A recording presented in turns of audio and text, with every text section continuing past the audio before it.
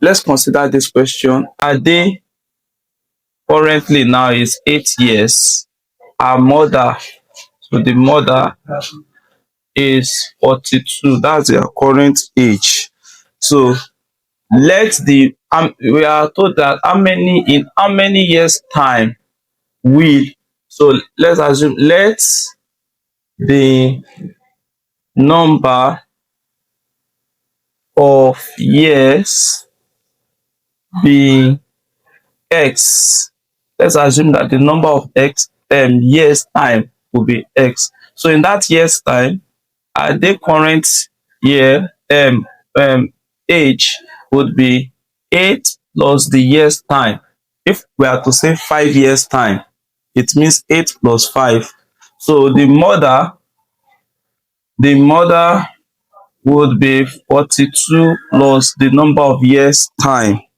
So, and we were also told that in how many years time will the mother age be equals to 3 times her daughter's age.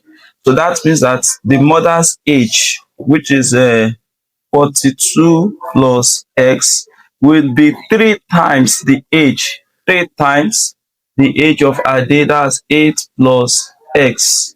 So this is a simple equation. Then we have 42 plus x is equals to 8. 3 times 8, that's 24, plus 3 times this, that is 3x. So we have collect like terms.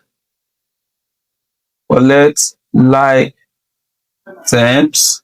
We have 42 minus 24 is equals to 3x minus x.